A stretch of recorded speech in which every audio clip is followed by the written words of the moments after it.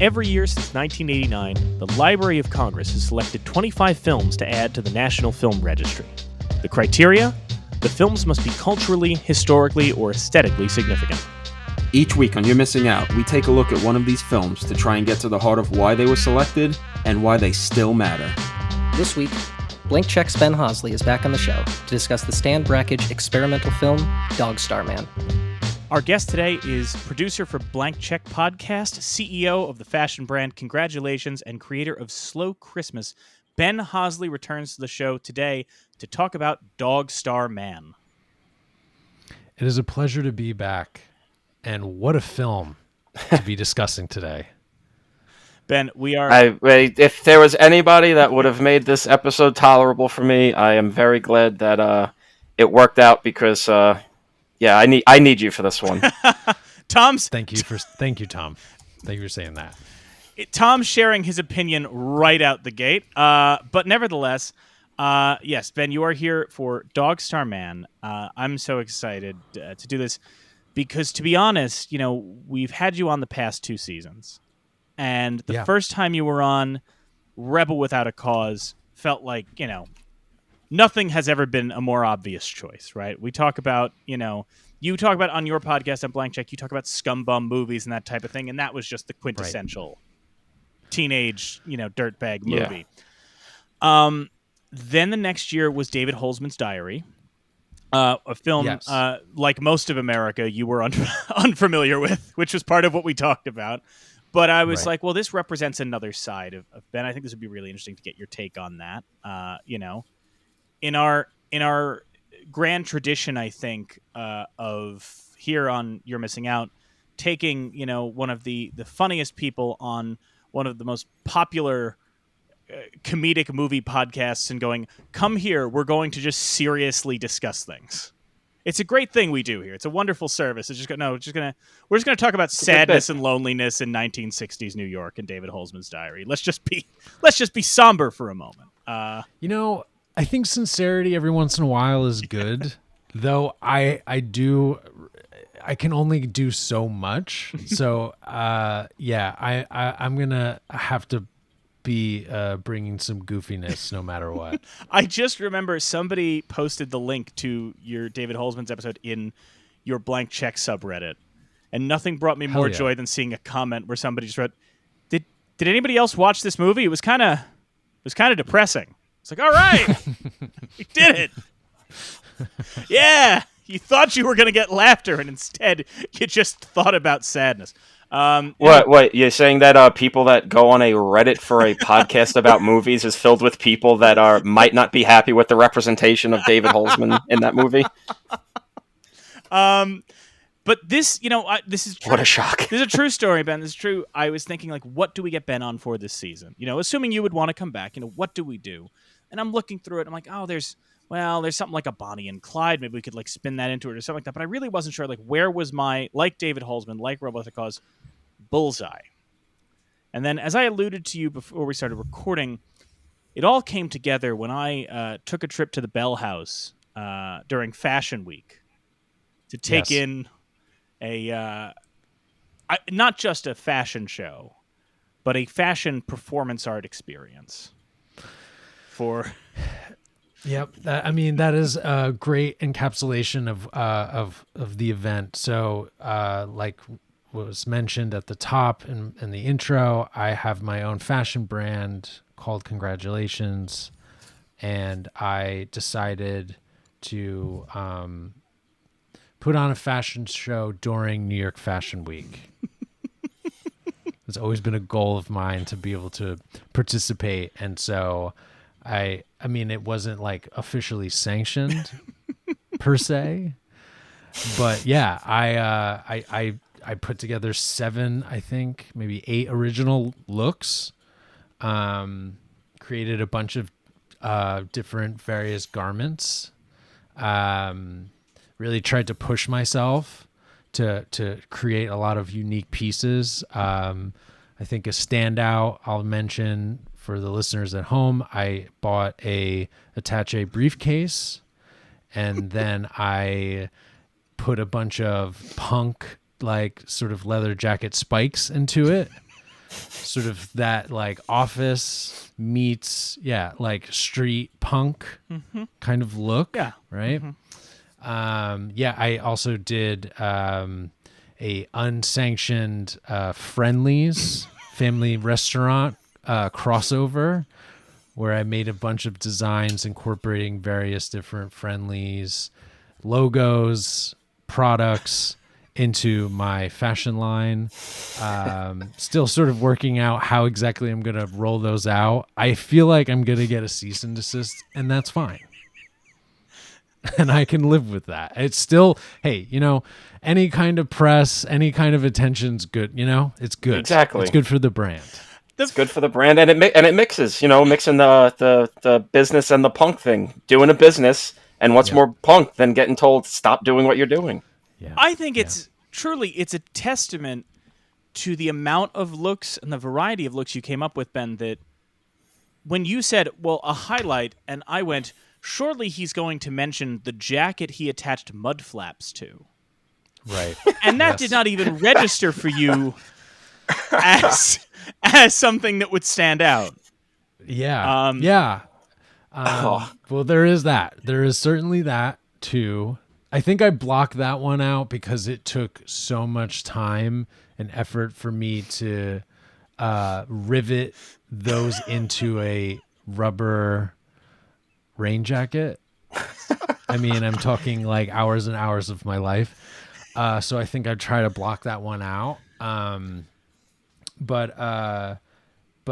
what you're referencing is I also, for the show, for the first time screened an art film that I put together. And what it is it's a 3-part film that is documenting the process of creating what I'm calling buried genes. Which is exactly what it sounds like. It is genes that I buried in the ground to naturally manipulate and distress them. So part 1 is them going into the ground. Part 2 is them coming out. And then part 3 is, of course, me deciding that I need to 3D scan them to preserve them in case I ever need to, print them as a small statue, as earrings, what have you. Whatever I decide to do, I now have that 3D file. Now, Ben, I want to share with you that, in addition to me seeing that, and I will touch this, and feeling Darkstar Man in that, the buried genes at that show led to a moment I haven't spoken to you about before where I felt a kinship with you and a bond that, that had never felt stronger than in the moment when, in the aftermath of your show, you and myself and my partner and a mutual friend of ours, Shay, were all talking. And I'm standing with you and I'm relaying the story of when I first explained buried genes to my partner.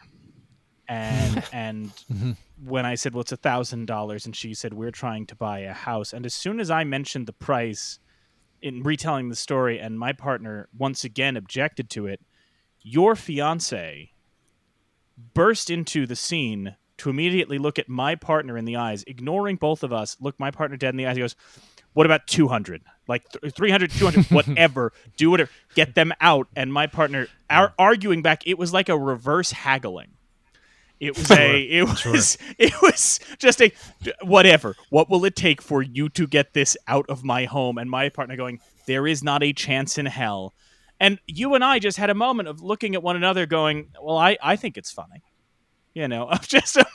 But I just vividly remember that moment of no, please, God, what will it take?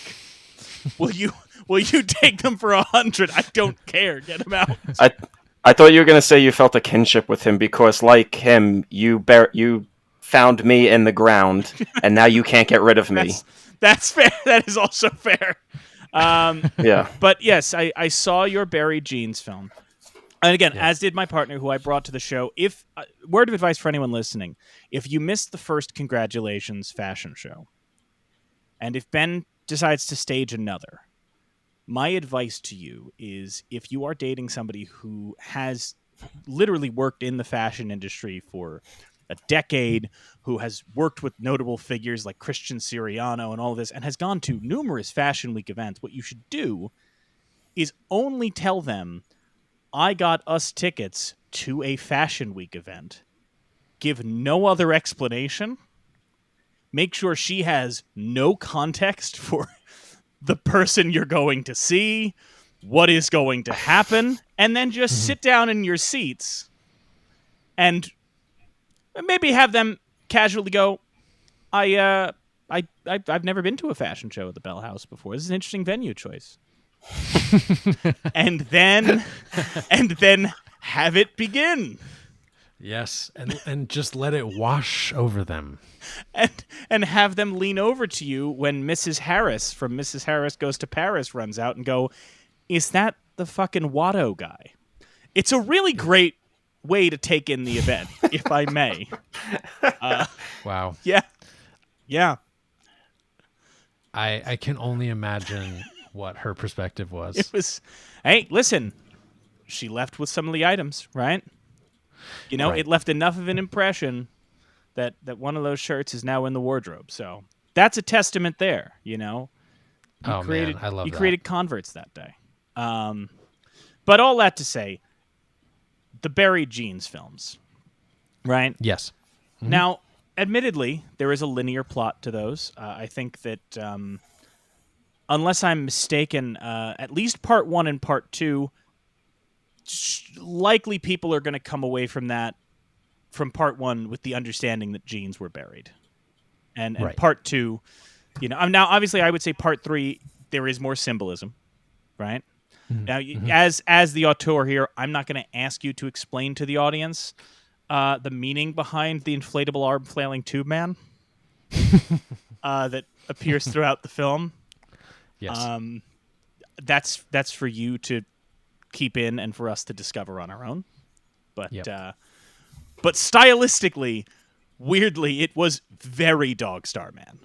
There's a point where you all were wearing like the fucking Spring Breakers ski masks as you tug up the jeans, and it really did feel like Brakhage with the axe in the woods.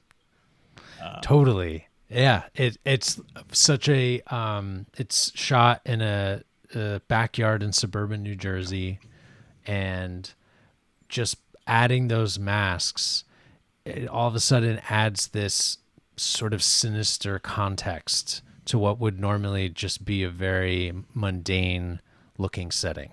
Yeah, I think it made it feel sinister as opposed to a normal mundane jeans unburying. Right. You know, Of those course, you see of all the course. time, but the masks, they change it up. The masks is really what just gives it more of an individual sort of touch. Now, at this point, 13 minutes into discussing Buried Jeans, do you think any like serious experimental film academics who found this just by searching the film title are completely baffled? Do you think that we've successfully lost all of them at this point? Do you think we've thrown them off completely? I don't think Okay. so. I think that it's joyous and it is video art, and I've engaged with plenty of video art over my life, and I do feel like what I'm going for is something that's approachable. And so I do think, yes, maybe it's gonna you're gonna be like, why? Sure, that's a question that might come up for you. Maybe you'll think, I don't understand, but that's okay. That's kind of part of the experience. Now, I should note, so you had not, when I emailed you about this, you had not at that point seen Dog Star Man, right? No. True story, of the people on this call right now, including our producer Kyle, I was the only one who had seen the film prior to this season. And we'll get into this later. I'm a big Stan Brakhage fan. And I took Kyle to a screening of Dog Star Man at the Anthology Film Archives here in New York City. They were playing it on film. It was which I had never seen it projected in the theater. And I received, Ben, your response, I think, shortly after Kyle and I went to see this. And it was nice because after Kyle and I left, not to sell him out, but I went, huh? What'd you think? And he went, it was long and quiet. Wasn't expecting all the nudity. And then I was like, okay, I don't know how this. Maybe I'm a maniac. Maybe I'm the only one that clicks with this. And then I got Ben's email back that I believe just said, Mike, excellent choice. This is very much my shit. Let's do it. Hell yeah. I was like, there we go. Yes. There we go. But I should tell you, I haven't mentioned this yet, Ben. In all this preamble, there is one other reason you had to be here for this. Okay. You enjoy trauma movies, right? Yes. Right. Yes. To date, no trauma film is in the National Film Registry. But Stan Brakhage, the director of this film, the most legendary experimental filmmaker, is in a trauma movie. Oh, shit. Okay. Yeah, you didn't see that coming, What? did you? No, I never would have seen that coming. Stan Brakhage taught film at the University of Colorado. While teaching there, two of his students were young men by the names of Trey Parker and Matt Stone. When they were making their feature film, Cannibal the Musical, which would be distributed by Troma, they got Stan Brakhage to do what I believe is his only narrative acting role as the father of one of the boys going off on Alfred Packer's expedition.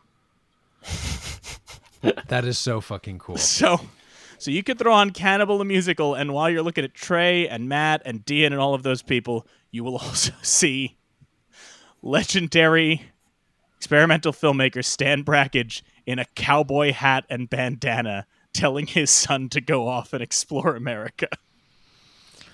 It has been many, many years. I must have seen Cannonball in high school, so I don't remember it really at all. But I will have to revisit just to witness that. It really is, because I saw it the first time I was an intern at Troma for a number of months, and genuinely did have the moment watching it of just going, is that fucking Stan Brakhage?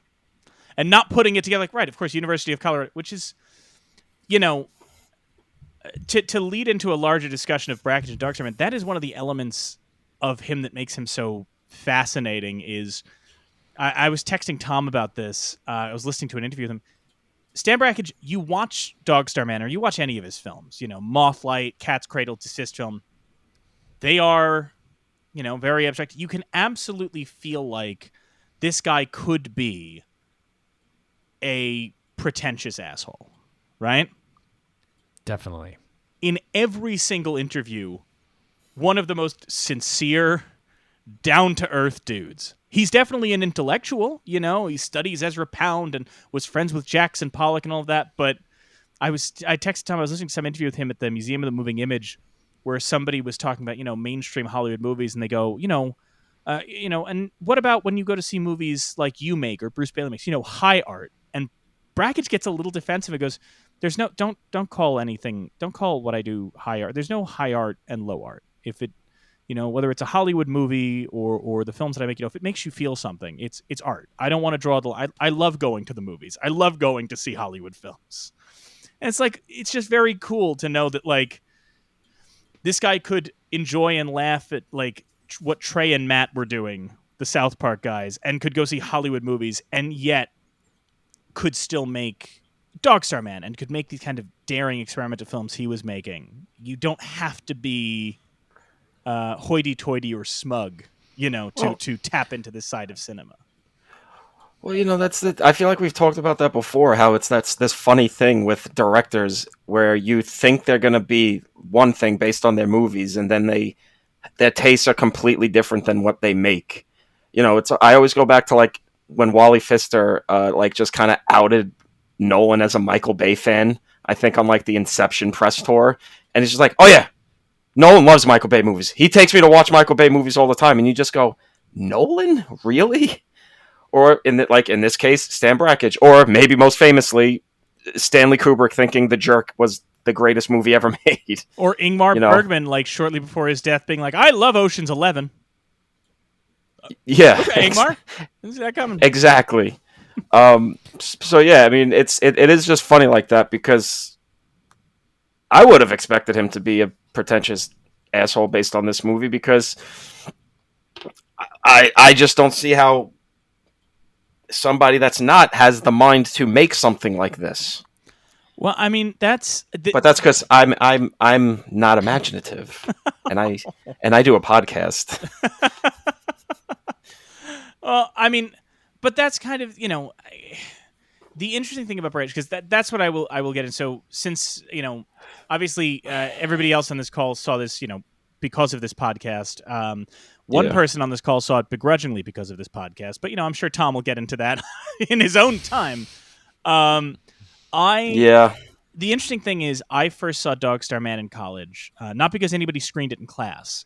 We certainly did not have that kind of education. No. But I saw it mentioned in books.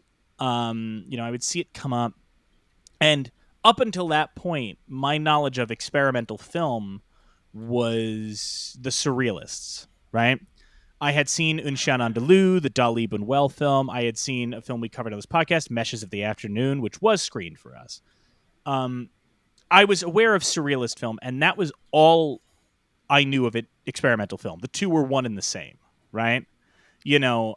So I was under the impression of, okay, I hear about this great this landmark experimental film, Dog Star Man. I'm going to watch it, and it's going to be like Meshes of the Afternoon, or it's going to be like, Un Chien Andalou, where it's going to be very surreal images that have a pretty one-to-one meaning, right? And I'm going to be able to, like walking through a Rene Magritte exhibit or something. I can sit down and instead, I got the discs off of Netflix, which is wild to think that there was ever a time that Netflix was the way to get your hands on experimental film. But Criterion had done a Stan Brakhage box set, which I actually now own. I got Dog Star Man. I sat down, I watched it in full, and immediately said, "What a piece of crap!" Immediately, I was like, "I hate this. Fuck this. Awful." Like it, And now, jump ahead to now. It's one of my favorite things. I have it on loop on my little television right now as we're recording. I've seen it numerous times. This is the film I've been talking about us doing since we started this podcast 4 years ago, about like, this gives us a chance to talk about this. So I've definitely gone on a journey with this, and I just admire the hell out of Stan Brakhage and his work, because I think this is a film that, Tom mentioned, how could somebody not pretentious come up with this? I think the thing with Brakhage that makes this film so interesting is, and a lot of his films, is he's just coming right from the heart. He's just putting his anxieties and his angst and his fears on screen. Straightforward, completely vulnerable with that stuff. And there's not, despite how it may seem on first glance, like this is Brakhage's work is somehow like entirely unpretentious. He's just not interested in making narrative films. And it's entirely different than trying to impress anybody or anything like that. So, and I think that's demonstrated in this one in particular. But now, Ben, just before we get into dissecting the film and talking about all that and Brakhage's intentions, just quick takeaways. What struck you after 78 minutes of silent imagery, including film that had been just painted on by hand? What was your initial response? Vibes. Okay. Good. That's I think Stan would say that's correct. So yeah. I loved the handmade effects. As someone who predominantly works in audio, but has also produced some video work as well, I was like putting myself in his shoes and thinking about when this work was produced. It's mind-boggling. I mean, I can't fully actually wrap my head around how he made it using like pretty primitive technology. I mean, I truly, it's one of those things where when I think about the process of producing this work, like there are things that I'm like, how did he do that? I really enjoyed this. And there is a lot in there where I'm need to kind of go through it again. And now that I've seen it for the first time, I'm able to go back and start to maybe notice more of the different elements that were put into the pot, because I think it's a little overwhelming to try and fully take in. And I knew what I was getting into, but it's an experience, man. It's unlike, it's certainly unlike even like some of the more like psychedelic stuff I've seen. The rapid changing and ideas. It's quite it's quite a lot to take in. And I hate to sound like one of those, I nothing annoys me more when you're listening to especially like a film history podcast or something like that, where, a host will just go, and you have to understand back in the day. But I have to do it here, which is any of us watching it don't fully get the experience of seeing it back then, because we are so used to quick cuts. We are so used to like what they call the MTV, rapid editing style. In the 60s, when this was screened, people complained of getting headaches.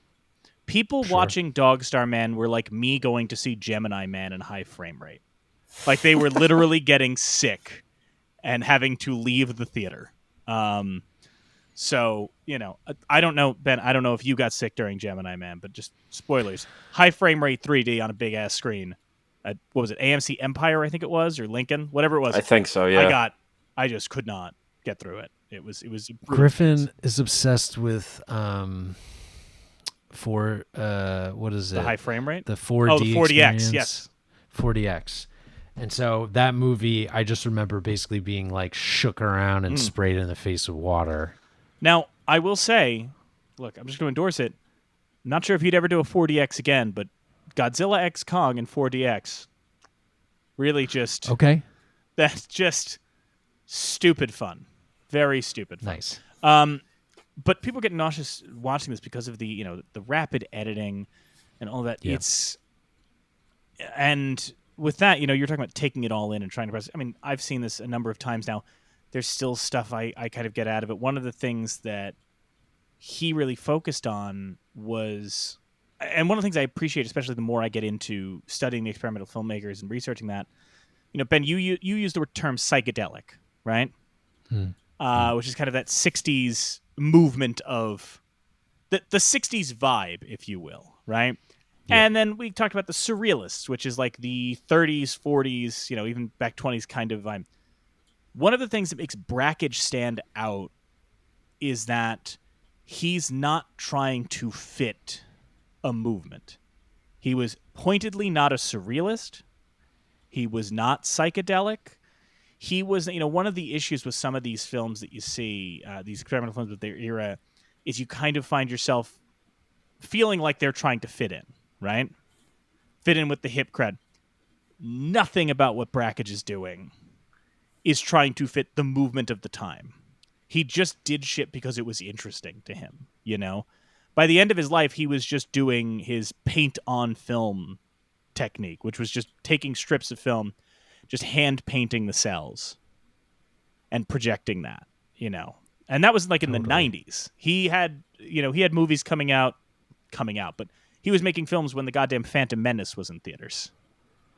Wow. And they weren't trying to keep up with it's one of my favorite films of his. It's 2.5 minutes, called The Dark Tower, which is kind of him exploring his own cancer, which is his typical, like, painted film cells, but a big black strip just down the middle. And after 2.5 minutes, you really do feel discomfort, where you're just, but with all that, before we even get to the registry statement, just to kind of set the tone, if it's all right with y'all, I would like to read something that Brakhage himself wrote, one of his the start of his essay Metaphors on Vision, that kind of gets to what his ethos was, and I think alludes to what we were all talking about before. Imagine an eye unruled by man-made laws of perspective, an eye unprejudiced by compositional logic, an eye which does not respond to the name of everything, but which must know each object encountered in life through an adventure of perception. How many colors are there in a field of grass to the crawling baby unaware of green? How many rainbows can light create for the untutored eye? How aware of variations in heat waves can that eye be? Imagine a world alive with incomprehensible objects and shimmering with an endless variety of movement and innumerable gradations of color. Imagine a world before beginning was the word. So that's sort of, his thesis statement in a way for what he's doing with this film and with most of his films, is presenting you with images not so much to kind of go, well, this means that, but to shake you out of the idea of looking at something and trying to translate it into a specific meaning. How many shades of grass are there before you learn the word green? I love that kind of idea. And, especially with Dog Star Man, while there is a narrative within the film, and we can obviously debate what that narrative is, he's really interested, especially in that prelude, where you are getting all of that color and all of those flashes and images. He is really interested in just trying to shake you out of that, in that period of the prelude that he kind of calls like the constructed dream, of just trying to give you the effect of disorientation. And I think that's just a very interesting approach to what film can be. I feel like, and tell me your thoughts on this, but the way that our brains work is we try to like see patterns and we try to organize information. And I think what's really interesting about this thesis statement is he's the eye, right? Yeah. Like, I love that idea of this like omniscient kind of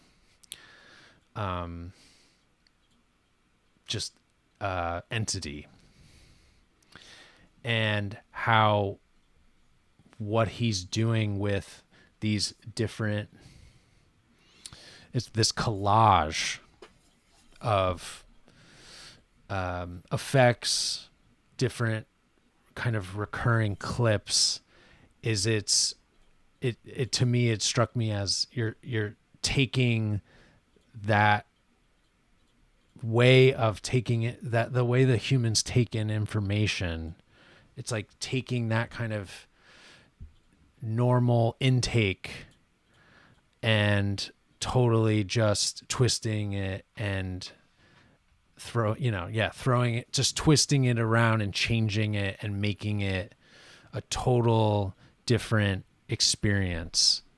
Does that make sense? And I think that, I mean, I was discussing it with my partner before, because I had it on while we were eating dinner. I threw it on our TV because I thought the cat might enjoy it. And the cat liked the part that was just colors, and then when it was the guy in the snow, she did not care anymore.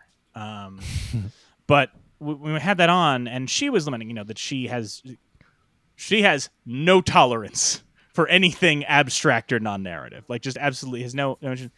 And I was saying, there is a difference between, what I like about Brakhage is it's more on par with when I go to see like a Mark Rothko or a Jackson Pollock. Tom and I have talked about Jackson Pollock a number of times because I'm like, I don't, when you look at, I think you were, I forget when, Tom, but you were at the Museum of Modern Art.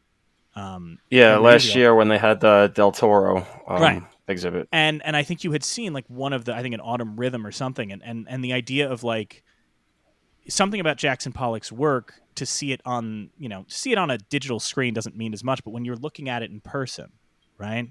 Yeah. And you're looking at the splashes of paint and that there's no words for it. There's no meaning behind it per se in terms of like, it's not like he's sitting down and going like, this stripe means capitalism. But you can look at it and you can look at the way that I kind of wish he was doing that. Funny enough, he was just mad his whole life and drank himself to death or whatever because nobody was reading capitalism into his brushstrokes. Well, I wrote this down. Stan Brakhage has a Jackson Pollock story, Tom, that is so delightful that I marked it down just for you because it involves drunk Jackson Pollock antics, which are your favorite kind of artistic antics. I love drinking, I love antics, and I love Jackson Pollock. So now we're cooking with a stew. But you look at his paintings, and you can feel when he's angry. You can feel when he's sad. You can connect on a level that doesn't have words. Rothko's the same way. There's nothing when you look at a Mark Rothko painting where you're sitting down going, "Oh, this is a puzzle for me to solve." It's just a person kind of putting that energy out there, trying to separate it from the confines of language. That we lose something when we try and codify it, and I think that's. At least for me, like what I get from Dog Star Man and a number of his films is that I can listen to people explain to me their interpretation of it. It's not that they're not to be interpreted, right? But it does not invalidate your experience with the work if somebody comes away from it and has a different takeaway of it, right? There's because of the way he works, there's no way that... Because there are certain films that get ruined in a way once somebody gives you an answer. I was on, a couple months ago, I was on a friend of the show, Ryan Luis Rodriguez's podcast about the movie Donnie Darko. You remember Donnie Darko? We're all around the same age. We all saw Donnie Darko with friends. We all know Donnie Darko. We all know Donnie Darko. Ben, were you a Donnie Darko guy in your youth? I was. Okay. I was. Yeah, that was definitely when I was listening to emo music. And did you ever listen to the director's commentary? No. Okay, don't. If you want to still like that movie at all, don't do that. It was Richard Kelly, the director, sitting with Kevin Smith. Now, you might say, why? Not entirely clear. But Kevin Smith was a big fan of Donnie Darko, so they're talking on the commentary. And on the commentary, Richard Kelly starts breaking down what everything in the movie means. Right? And his meaning behind it. And it's baffling because even halfway through the commentary, even Kevin Smith sounds like he's starting to not like the movie as much anymore. It's just like, it's an amazing experience listening to a filmmaker describe their own movie and everything they're saying is wrong. Yeah, it's baffling. Right. It's a letdown. Yeah, and then once you know that, you watch the film and it doesn't have... You can't go back to how it made you feel. But then it also... Before. Yeah, because then it also explains the rest of his career, because then you go, oh, you were lucky. Oh, okay. You kind of tapped into something without even knowing it, and you're trying to justify it like post-release, and now we're realizing, I don't know, this guy might be a bit full of beans. Let's not expend all this now. He was on their March Madness bracket, this year, so Richard Kelly could be coming in the pipeline at some point. It's not impossible. Right, Ben? I mean, it's not impossible, but I don't see it happening in the next few years, so... Maybe he shows up next year. Maybe we can lead a campaign. Maybe we can rally the You're Missing Out listenership to all put their weight behind Richard Kelly next year, and you will see a very, very, very minuscule bump. Just a really minor bump, going to be clear, compared to what you guys usually get voting-wise. We're not swaying anything. I feel like the energy in the room of Blank Check when they're recording the episode on The Box will not be a positive one. But we might be able to come up with a fun bit now for that particular episode. I feel like you guys could have fun with Southland Tales. I don't know how anyone can have a good time with The Box. Well, hang on. I want to be clear, Ben. But I would put it up. I'd say if anybody would do it, I figured it would be you. I figured it'd be you guys. But as a longtime listener knows? who has heard the recent episodes of your show, Ben, you said, I think we could come up with a really cool bit for The Box. Is that the accurate description, or is the accurate description, I would come up with a bit for The Box, as in you, Ben Hosley, would come up with a bit for The Box, introduce it about an hour before the recording, and then have Griffin and David be mildly baffled by the bit halfway through? You're absolutely right. That's exactly how that would play out. And probably what I would do is I would get a bunch of really large boxes delivered to the studio, and I would force them to record within the large box. Listen, I love when you can pull off... And I'm just spitballing here. I love when you can pull off a bit. great spitball. I love when you successfully pull off a bit, but it does come in second to when you occasionally just remind them of a bit that you've all forgotten to do. Yes. So it would just be, halfway through, and they're like, yeah, it's just Richard Kelly's career. Hey, guys, I got some more boxes here. Just love it. Love it to death. What would your bits be for, the eventual, I want to be clear, the eventual inevitable Stan Brakhage miniseries you guys are doing, right? Oh my God. I don't want to spoil what's coming up this season, but you guys were looking at your spreadsheet and went, we have space for 400 films, right? We have a space for a filmography of 400 films, most of which are 2 minutes long. Do you have any bits planned for the Dog Star Man episode? Have you thought about this? Well, okay, so I haven't thought of it, but I can riff right now, and I'll say this. I have definitely looked into Columbia's sound art program. Okay. Sound art is something I'm very interested in just because I'm a maker of audio. And so I have in the past messed around and just played around with collaging,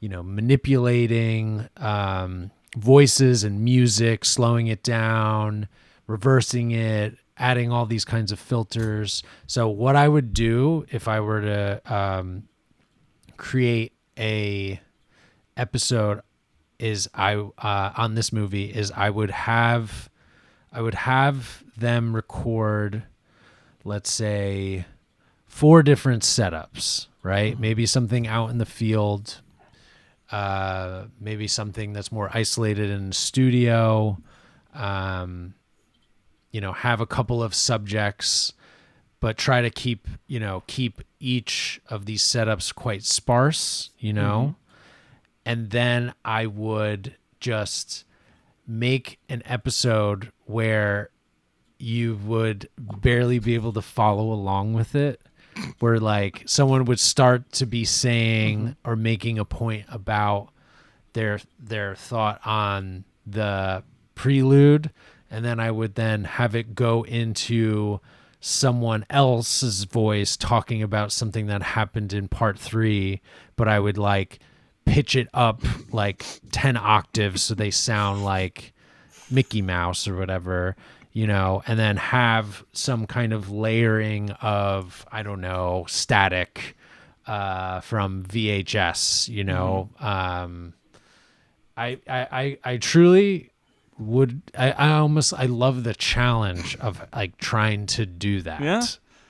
Yeah. Well, all right. We've gone on so long. This is, in fact, the longest we've gone without listening to the registry statement. Sure. No. So without... Well, it's fitting. Yeah, that's fair. No structure. Everything's fine. So before we get into what we think about the film, let's hear what the Library of Congress had to say. Here's what the National Film Registry had to say about Dog Star Man. Considered a masterpiece of experimental filmmaking, Stan Brakhage's Dog Star Man is a silent cosmological epic consisting of 4 short films and a prelude. Shot in 16mm, the film utilized variable exposure times and the physical manipulation of the film stock, including painting directly on the film and scratching its surface to produce specific visual effects. With its innovative new techniques, it is considered to have ushered in a new age of experimental film. Brakhage later incorporated it into a longer film titled The Art of Vision. Now, with that in mind, and I'm talking about the innovative techniques, scratching on film and painting on film and the various textures, here's the thing I learned only recently. This may surprise you, and this might surprise you, Ben, and it might surprise Tom. Ben, allegedly, Dog Star Man inspired the look of the opening credits of a film you have covered on your podcast. 12 Monkeys? No? Or no? Wait, did you guys? As far as I know, you haven't No. covered 12 Monkeys. We have not. No, We're not just spoiling getting it. anything here, right? It's not like we didn't just make. No, you, you're okay, not. Good. Just wanted to make No, sure we you're weren't. not. I got it mixed up. It's the spacey film Correct. by Fincher. Yes, 7. Yes. The opening, I knew that had a fucking number in the Yep. title. Yep. The opening title sequence to 7 Yes. was inspired by and drew directly from Dog Star Man. That makes sense. Yeah, And I get it. I think that that's great because, again, Brakhage did not hate Hollywood. Brakhage loved going to see Hollywood movies. He was raised by the movies. His film origin story was his parents were getting divorced, and his mom was like, the movies are a cheaper babysitter. Stan Hey, Brakhage... that's what my mom did, and they didn't get divorced. They just put me away with movies. But you know who else? It's Quentin Tarantino has the same origin story. Right? Yeah. Tarantino talks about like his mom was his mom was divorced and she would just drop him off at the movies. And he was watching martial arts movies and grindhouse movies, whereas Brakhage was seeing like Fellini films and, European art films. And that ended up impacting him. And he always wanted to make movies. Imagine what would have happened to the world if Stan Brakhage's mom was taking him to the drive-in theaters with her never-ending stream of black boyfriends. Yes. Yeah, it would be... Because that's why we got Quentin. That's how... Yes, that in the grindhouse theaters. But Brakhage, he wanted to make films.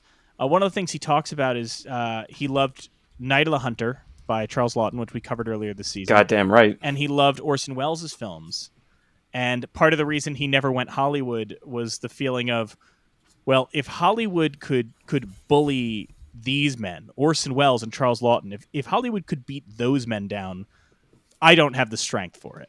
He was basically like, they're greater men than I. They're tougher men than I. If Hollywood could break them down, no, I'm just gonna stay in the city and then Colorado and just make shit for myself. Which is just another fun little counterbalancing to the Quentin comparison, because Quentin just every room he goes into I'm the best guy in here. Yeah, nobody's gonna stop me. I'm gonna keep doing my things. I'm gonna say the N-word a lot. It's weird. Don't worry about it. And I'm gonna wear a Kangol hat in an interview. And Dog Star in particular comes out of a very bleak place for Brakhage. A lot of his art and a lot of his films do come from dark places. A film he makes shortly after this, Ben, when we get done with this recording, well, not right away, but in your own time, look up his movie Mothlight. I watched Oh, you it. did watch Mothlight. Excellent. Yeah. What'd you think of Mothlight? Mothlight is like it reminded me of in school. Well, like you said before, we're all kind of at the same age. I don't know if they do this anymore, but the that projector where they would put the like clear sheets, and turn the lights out. Yeah. Like it had that kind of glow to it, and it was like someone was just rapidly throwing different objects onto it really quickly, or took footage of that and then sped it up really fast. But yeah, I loved how it was basically just like when people like press flowers or press like bugs or it was like being inside of that like book and then it's illuminated. And he was in a very dark place when that was happening, when he made that film. And he was sitting in his, I think he was either in his in-laws' basement at this point or he had moved out because he was going through a divorce with his wife. And he was thinking about death.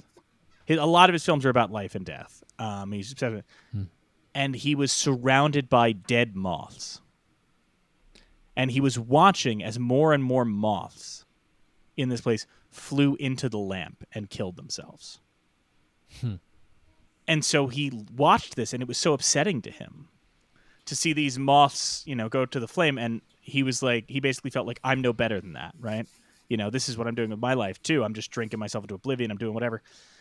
So that's why he decided, I'm actually going to pluck the wings off of these dead moths and attach them to a film strip, right? You're just watching projected moth wings. But beyond that, the more you watch it, yes, you see moth wings at first, and then you see specks of dirt, right? And grime. Yep. And then later on in this film, flowers, right? And later, and in a way, it's almost like a resurrection.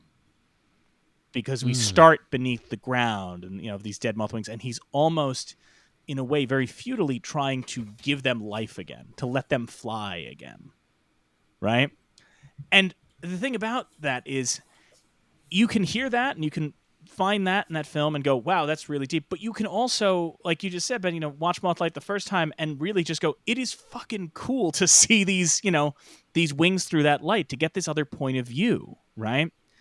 And no version of that experience, whether you see it for the first time or the fifth time or the 10th time, is invalid because of what somebody else took away from it, which is what I think is very cool. And what I think is cool about us getting to talk about this today, we talk about Dog Star Man, is obviously we all saw it, and we all saw it in different, places. We all saw it at different places in our lives and so on and so forth. There's going to be different things we all kind of latch onto or find in it. And I just think it's, it's very cool that built into Brakhage's approach is, there's no kind of wrong answer to this. He had his things that he was going through, but... See, you keep saying that, and I feel like when I start talking about this movie, you're going to go, okay, well, I found the wrong answer. Tom is wrong. He broke Brakhage's entire thesis statement. Which maybe is actually an even better thing for me. Now that I could say, I broke a man's filmography. You're right. No, you're right. I didn't see the moth one, but just the way you describe it,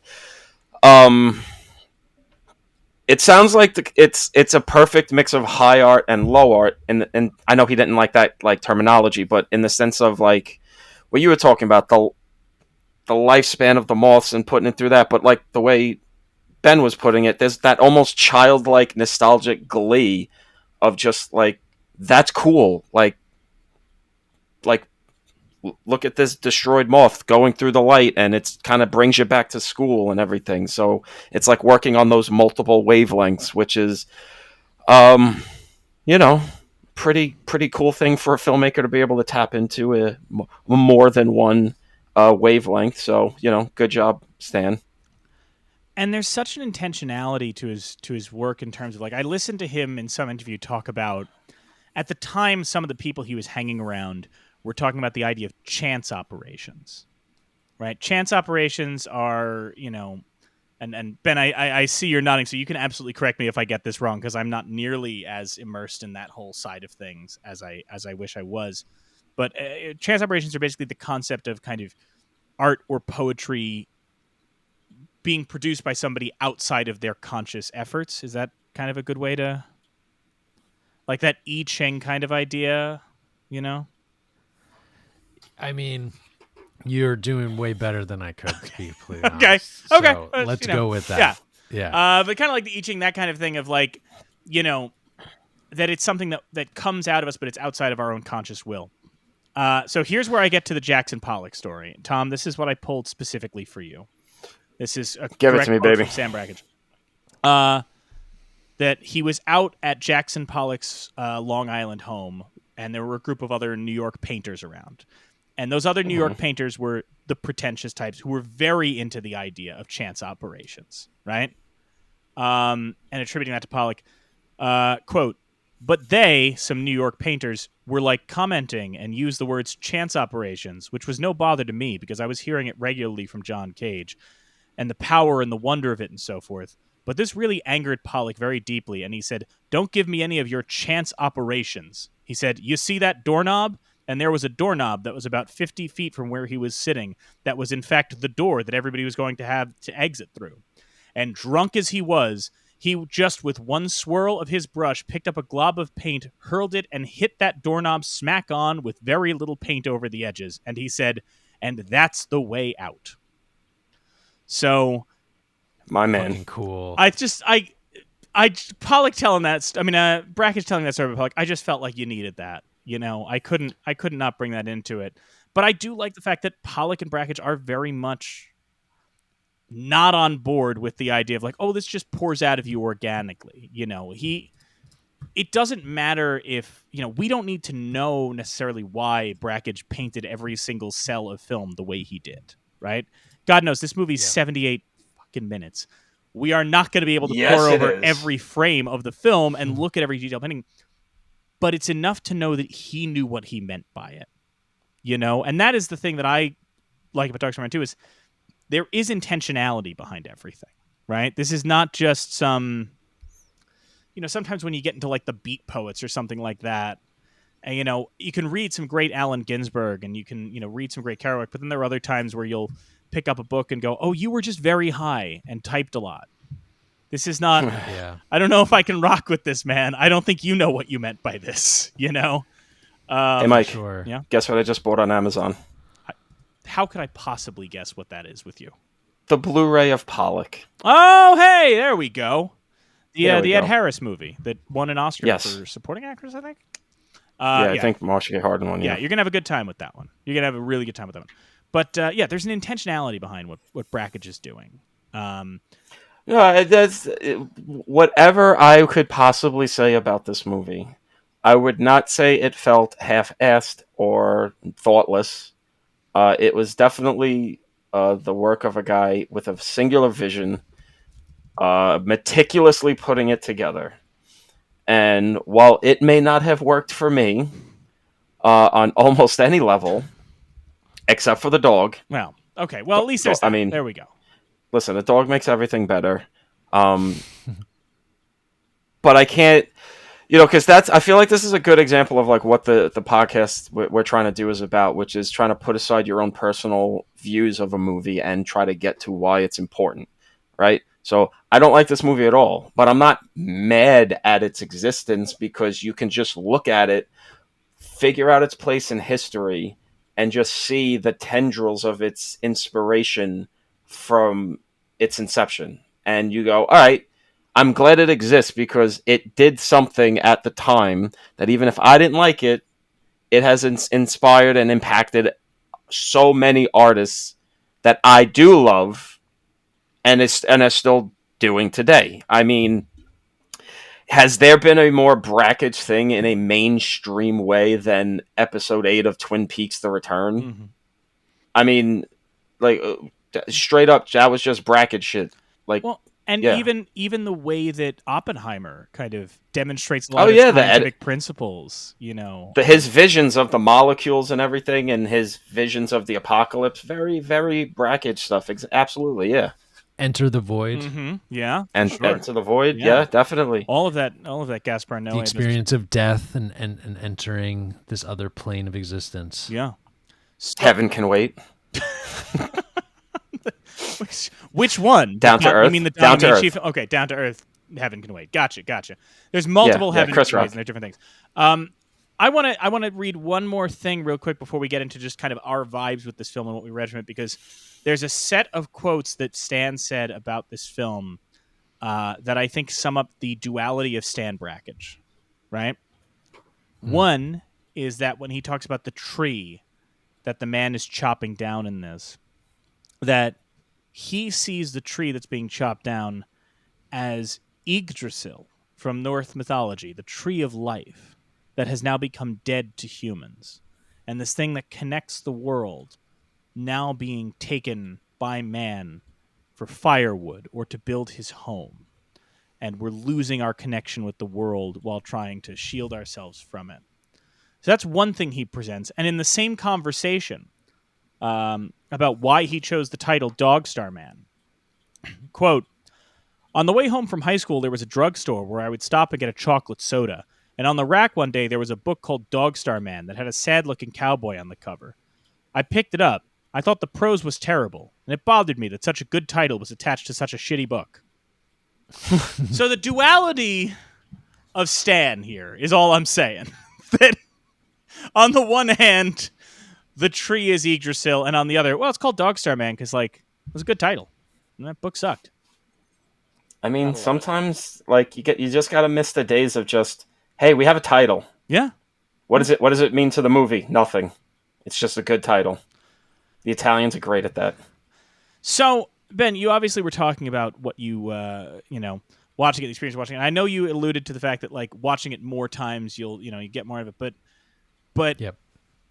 And I'm not asking you to necessarily sit down and decipher everything or anything like that, but what was your sort of takeaway in terms of like what you got out of it, maybe thematically or emotionally, either from specific parts, be it the prelude or some of the portions, or just the whole totality of the experience? Because obviously it can be viewed in its many parts or it can be viewed as a whole. So, this is basically, at this point in the show, there's no plot to get into or anything. This is the floor to just kind of spit. So Hell yeah. go wherever you want to go with this. Freestyle. I have to say too, even if I'm going to answer this, but I'm so enjoying just getting to talk about like art. Yeah. I don't get to do this often in this in a public forum in this way, so I'm really enjoying this. Okay, so just wanted to say that. Glad we got you this opportunity, buddy. Again, we said it at the top. appreciate This it. is you're missing Yeah. out. You come here thinking it's all jokey jokes, and we're giving you serious deep Ben. We're doing it. We do it all the time. Here. That's what we're here for. I love. Okay, so you were talking before about Pollock and Rothko, and and then discussing chance operations, and I just want to kind of just touch on that really quickly and say that I do feel like that term to me is another way of like formalizing something that I don't think you're supposed to really be able to define, right? I think it's like trying to, again, organize something that's random. Also, those two painters are great examples of the tradition in modern art, especially, of rejecting what came before you, right? So it's like we're gonna just start making things that are completely abstract, right? We're gonna move away as far as we can possible from the Renaissance. It's a completely new approach. And so I talk about all this because there's something about when this work was made, because it's in the really early days of experimental film. And so I think there's something to be said about that he didn't have something to follow. He didn't have something to reject. He was forging his own path. And also, it's such new technology that he's getting to just kind of play and experiment and kind of just learn on his feet. And I just can't help but, and so I can't help but think about it in this way. This was like my take, is like, as a filmmaker, he feels like it's that thing of, who was the first guy to try milk? Yeah. Like, what a freak, right? Yeah. Yeah. Who was the first guy to just like smoke stuff? Yeah. Like Yeah. tobacco, whatever. Just like, I'm gonna smoke a thing. You know, Or like, hey, I'm gonna let this this potato ferment for a while. Let's see what happens, and then Ireland was made. yes, he is so unique in that he is just like making stuff and is really out there in the wilderness on his own. which is then something that's being shown in this film. It's this man with his dog out in the wilderness. And that is just like a metaphor that I pulled. Mm-hmm. Yeah. Of he's creating this stuff, and there's obviously things that are informing him, and he's bringing his own personal experiences in his life, and yet it's just like creating your own language, and in some ways I found myself kind of like, we were talking about psychedelia. Like I was someone who enjoyed taking like acid in my 20s, especially. I tripped a ton. I tripped my balls off. I was a bit of a mind warrior, you could say. And so I also think like I remember some of those trips where your sense of reality gets so distorted and warped that you almost kind of feel like I'm experiencing life like this is an alien planet. Yeah. And I'm like taking in information in a way that's like goes beyond like the normal senses. Like I'm like feeling a sense that I can't put my finger on necessarily. And there was like, this film was kind of giving me that same feeling of like, I'm looking at imagery of the world that I know, but it looks like I'm seeing it through the eyes of an alien. Yeah. Yeah. I also will say that I've never really thought about it, but the moon is kind of giving nipple. Yeah, yeah. I'm glad you're okay. Somebody had to bring it up, so I'm glad you're the one that broke it. Because to quote our producer, who can't be heard on mic right now, again, did not expect that much nudity in this film. One of the funniest reactions I got out of that was just. Because you forget. Oh, boy. There was so much nudity in this movie. Oh, he can't speak to defend himself, and it's fun. No, you're right, Ben. But the other thing I want to bring up before even that, I loved what you were saying about kind of seeing it through alien eyes, right? And seeing this through. Because to me, like one of the things that I get from it sometimes is that it's, even though he's in a jacket and all of that, it's a caveman, right? It's a primitive thing. It's how did the world look to us before we had words, right? And when shit just happened and we didn't have knowledge, the prelude uses those solar flare images that he got from the University of Colorado and uses all of those colors. You can see that as dreams, right? You can see that as the beginning of the world, right? You can also see that as, look, we know about all of these crazy fucking things that happened when the world began, right? What was that like to witness that? That must have been baffling, right? It was cool. But, and you see him climbing through the woods and all that and just doing what we've had to do since the beginning of time to survive, right? Yes, he has an axe, but it's this very primitive act. And then, to complement that, prior to Dog Star Man, a film that he made that's, a very noteworthy film he made is called Window Water Baby Moving, which was his wife was having a home birth of their first child. And he was like, well, what the hell do I do? And I believe, the medical community was like, it's the 50s. You're the father. Go outside and have a cigarette. You don't even need to be here for this, right? And Stan was like, I'm not doing that. And he decided he was going to film it. Stan's reaction to his wife giving birth was like little Steven Spielberg in The Fabelmans when his parents get divorced. He can only think of like, well, I guess I have to film this. That really was his compulsion. And he does it, and he makes this film, Window, Water, Baby Moving, which is edited out of sequence, right? So you're seeing the baby born, and then you're seeing, before the baby's born, you're seeing blood, you're seeing her sweating, you're seeing all of this. And it's a film that I revisited recently, prepping for this, and I just found it profoundly moving, right? And I really just like felt moved nearly to tears by this because it's so beautiful, the act of birth as Stan captures it. Meanwhile, in Dog Star Man, he has footage of his second child being born. I think his second or third child, right? And yet just from the way he edits it and the way that he has those splashes of light on it, in that instance, even though I had just seen him, his previously filmed birth that is very moving and emotional, at least for me,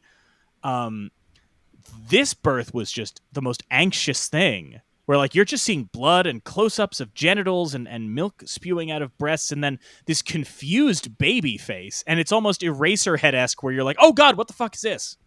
What do I do with? Yeah. Oh my god, what the hell is this thing? What do I do? And it's running around, its head is flailing around, and these images flashing, and like, again, it is almost like, what it may have been like if pre-language, pre any like lessons learned from your elders, like, again, imagine you didn't know how reproduction worked or anything, and then all of a sudden this lady that you've been romancing, all of a sudden just has a living thing comes out of her and it's screaming and covered in blood. You'd be very confused. And that is what kind of that part 2 moment is, of just like, at least to me, it's very frenetic with the baby seeing all these images. And I feel like you're both in the baby's point of view of being born and suddenly getting confronted with a bunch of images that don't make any sense, but also as the person observing the baby just being like, oh, what do I do with this? I don't know what to do. Oh God, there's an anxiety to it that I think is very, but then again, maybe that's not it. I've seen many people refer to the presence of the baby in this film as the man climbing the mountain's life flashing before his own eyes, which is another totally valid way of seeing that. Yeah. I mean, the way I see the movie is not necessarily the life flashing before the eyes thing, because there is just a simple way to view the movie, which is the guy's climbing the mountain, he's got to cut down the tree, and it's such an arduous journey that it's almost like he's on the verge of death and life, and he's connecting to the cosmos and everything, and he's remembering his life. You could read it like that, obviously, but I don't know. I guess just for me, I'm not as artistically intelligent as you fine gentlemen, so I kind of just looked at it as almost a metaphor of making a movie, that the whole journey is climbing up a snow-covered mountain. It's not easy to get to your intended goal, and the whole time you're doing it, your life is kind of just these flashes that are happening around you, and it's like, yeah, I've got a wife, and I'll see her titties every now and then, I've got a kid, and shit like that, and it's a journey that is so fraught and so... you have to be so single-minded to do that you almost have to be cosmically connected to the art world to want to even take that journey. And then, the journey ends, you get up there and you finally cut down the tree, and then, boop, you did it. You made your art. Much like Stan with this movie, he made his movie, the tree gets cut down, cut to black, fin. I don't know. I guess that's my way. I like that take. I like that take a lot, because then thinking about all of the scratching and cutting, it's like Pollock of the action. You can see the movement. You can see him like just kind of like punching the celluloid. Yeah. And that feels very much like it reminds you of like the act of making the thing. Yeah. It's a very single-minded journey, and that it's like a common refrain that artists don't, they get divorced a lot. They tend to have stable relationships, because to do this thing, even if Stan's not doing the mainstream Hollywood thing where he's working every year and he's taking the meetings and shit and whatnot, it's still a thing of like, what he did here was hard. Mm-hmm. And it's not something you kind of just half do.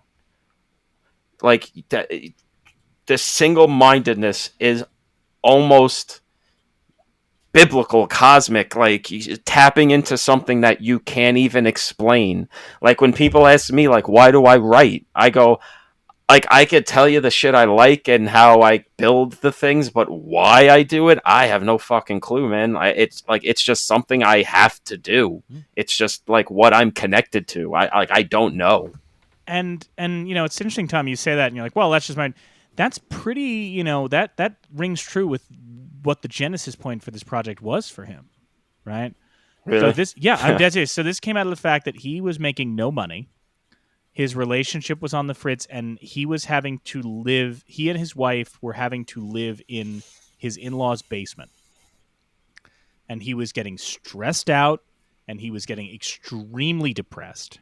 He was basically sitting there feeling like he couldn't do anything because he's like, I can't afford, I can't afford to feed my kids. I can't afford to provide a home, right? I can't afford to do anything. I feel completely fucking useless. And he went to his in-laws and he said, is there anything I can do? Right?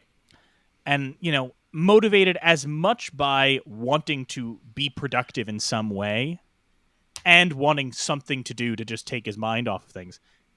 And they told him, well, you can go chop wood. Or you can go chop firewood. And the act of him going out and chopping firewood, right, mixed with him reflecting on the art that he was making and the question of why are you doing this, right? To what end? It doesn't make you money. It doesn't do any of that. What's the purpose of it? All of that came together for him to make this film, right? The genesis of this film was him literally going out and chopping wood, asking the questions of why the hell am I doing this? These movies don't make money. Like, what am I doing? And I think all of us, we're all people involved in creative endeavors in one way or another. Yeah. And all of us have worked some kind of bullshit menial labor job at some point in our lives. And if you are a creative person and you are spending your time working in a fried chicken restaurant or moving boxes in a warehouse or whatever, there's something that doesn't occupy your mind at all, like Stan chopping wood, your brain automatically goes to a place of like, what can I make from this? How can I still feel creatively validated in a situation where my creativity is not only unwarranted, but frankly unwanted, Yeah. Yeah. I mean, and I could say from personal experience, man, the longest relationship of my life pretty much ended because there was just like the disconnect between, like, she just couldn't understand like what I was into and what I was trying to do. Like, we could just never reconcile that, and it bled out into everything else. So like I 100% understand where Stan is coming from when he was.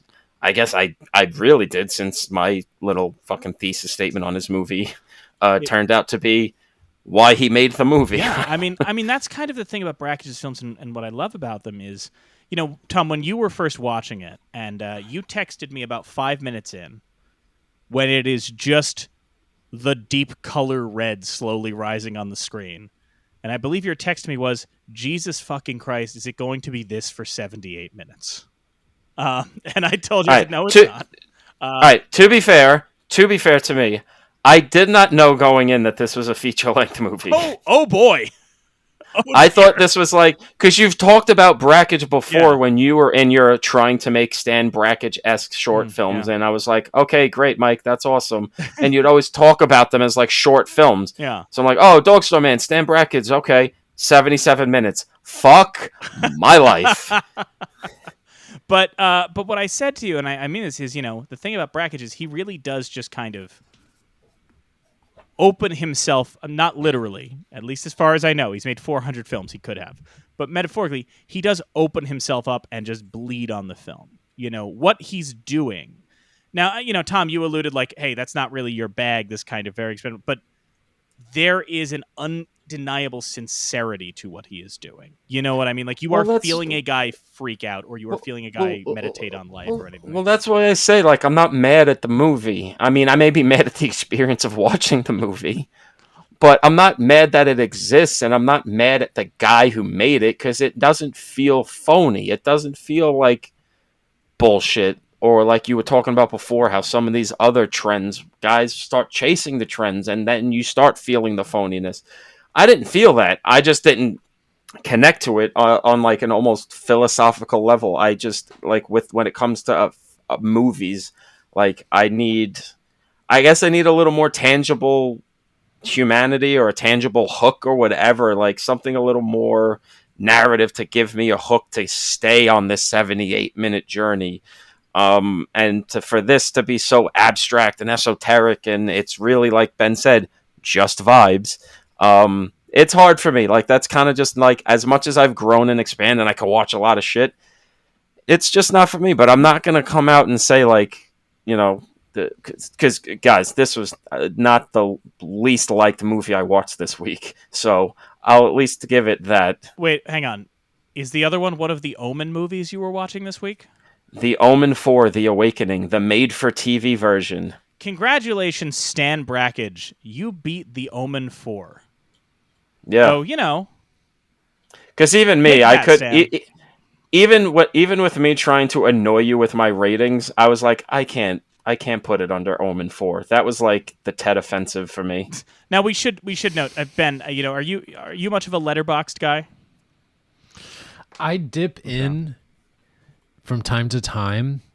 I like to keep people on their toes in that way. You're present for the first and greatest. This record will never be broken. It can be matched, but never broken.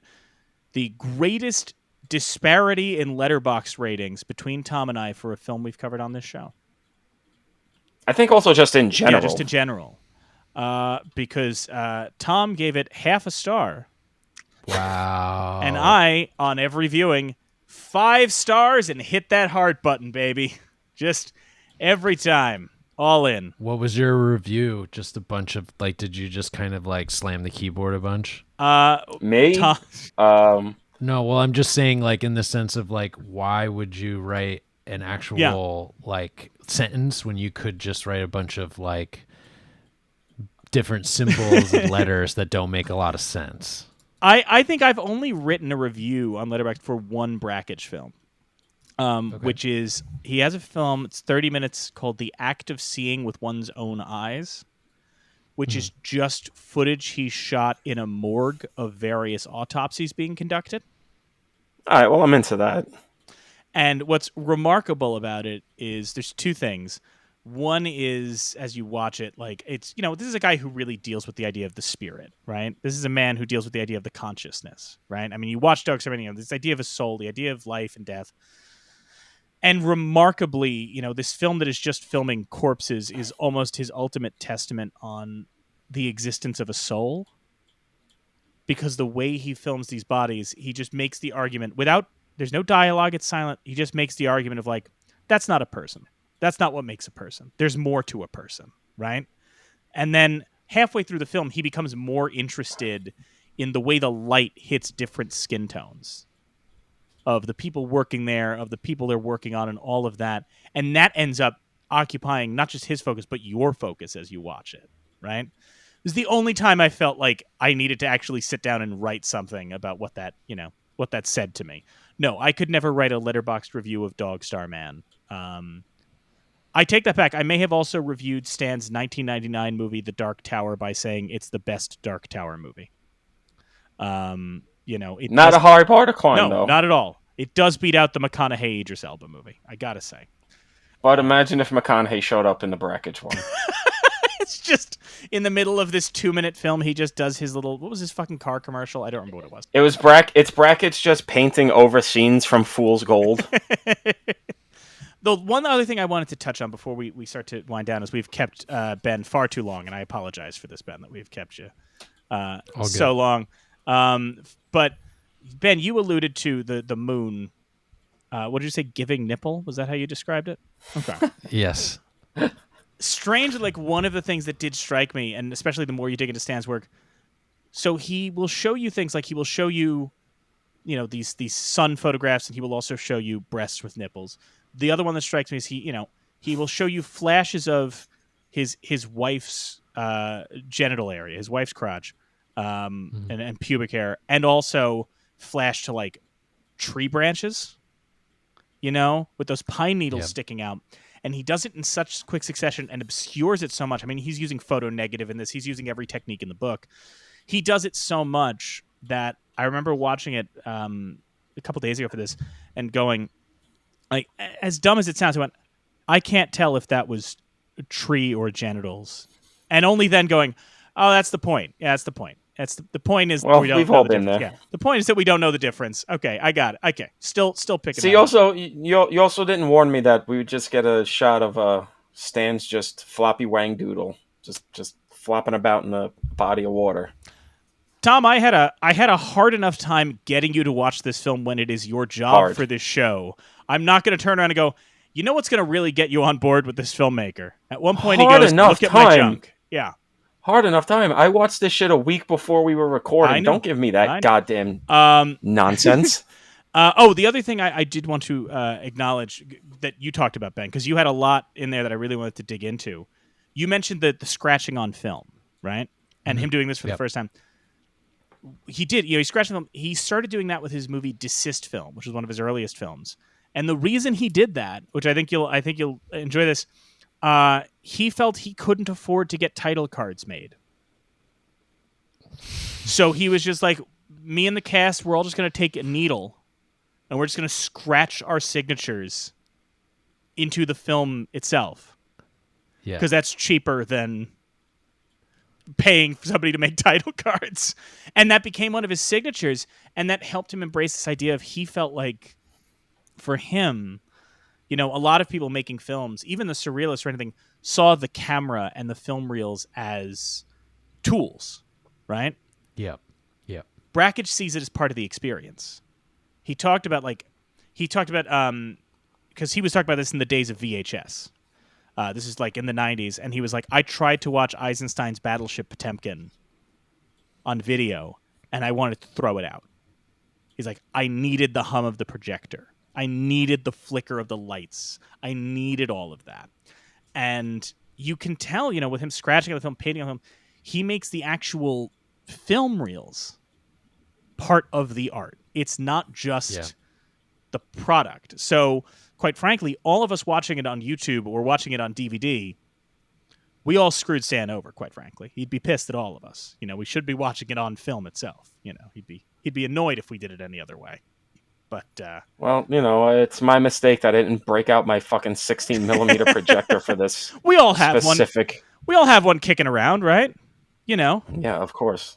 Look, let's be real here. Not to take it back to your, more comedic persona, but Ben, does it not sound like the kind of thing you would just just bring out one day on an episode and go, well, of course I have a projector and a large collection of avant-garde 16 millimeter films, right? That seems like something that would be part of your character within your own podcast, right? Yeah. I mean, and it would just be my movies that I shot with the 16 millimeter camera. Do you own a 16 millimeter movie camera? I do not. That feels like you gotta get on an eBay for that, Ben. I feel like what I do have is I have a VHS camera. Good. Okay. That's like a shoulder camera. That was the camera my dad had when I was growing up. That still works. And I have in the past shot my own really stupid videos with it. Hell yes. And it's really, really fun. And I love VHS and the way it looks. And I have a real romanticism about that particular format. I mean, I want to say, I could obviously, we've kept everybody a long time. I'm looking at my notes going, oh, there's a million things that I could, because I could talk about this film until we are all, in our 80s. But did anybody have anything specifically, a couple things they wanted to add before we wound down and wrapped up on the subject of Dog Star Man? I would say scoring for this film, I would pick, because you mentioned in our emails how Brakhage in general has he's got like a indie music. He's got a lot of indie music cred.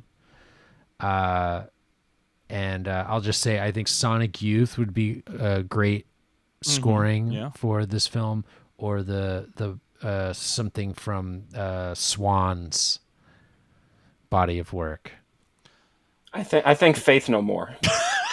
I could fuck with that too, actually. Yeah, sure. God, I laughed initially, but now I am just picturing when he starts slipping in the snow and the dog's running after us. You want it? I can see it, and I hate that. I hate that I can see it. What have you done to a movie I love, Tom? That's very funny. You know what I did to a movie you loved? I watched The Pope's Exorcist, and he rides around on his Vespa with Faith No More playing. Is that and real? now Faith No More is just in my head. Yes. Okay. Yes, that's real. Okay.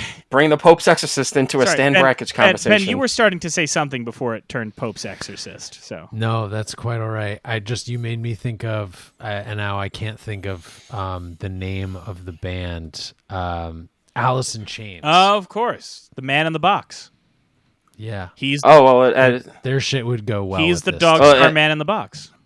Well, if you also want to get the Matt and Trey connection for their famous Scott Tenorman Must Die episode, Radiohead would fit pretty well. Yeah, that's true. Sure. Yeah, fuck with that. You know, is Keanu's band named after this? It has to be, right? Probably, or the Suede album, because the Suede album, is it Dogman Star is the Suede album that has nothing to do with this? But I would imagine Keanu named it after this. That seems like... What's his band's name? Is it... Dogstar. It's Dogstar. It's I don't listen to Keanu's music. I don't know. Yeah, he definitely did then, because he seems like one of those guys that definitely would like watch this a lot. Like after filming for 6 months on John Wick 4, he definitely sits back and like, I need some Brakhage right now. I mean, I will say, Tom, I'm shocked you don't know that because I text you constantly about various celebrities' music careers. Ben, I'm just going to say this is unrelated to Stan Brakhage, but I just want to get it out there. You're familiar with Robert Mitchum, right? Robert Mitchum, I'm not. The old Hollywood actor from like Night of the Hunter, the original Cape Fear, right? Robert Mitchum? Sure. I need to stress to you he's a white guy, right? Okay. He's like a traditional old Hollywood white guy. Do you know that Robert Mitchum, when he was in his, I believe, 50s, released a Calypso album? Wow. Now, you might be asking yourself, Ben, God, I hope he doesn't do an accent on it. And as Tom knows, because I've sent him numerous songs. He's very respectful. Tom, does he do an accent? Oh, he does an accent. Now, Tom, is it just for one song? Or is it perhaps... No, it's for all of them. It's for the whole album. Yeah. The whole album. Look it up. If y'all ever end up doing... Here's all I ask. If y'all ever end up doing a mini-series on Blank Check that involves Robert Mitchum, yeah, I ask that you be the one to introduce the Calypso album. I will. I will file that away. Yeah. In here, and if the occasion comes up, I will make sure to bring that up.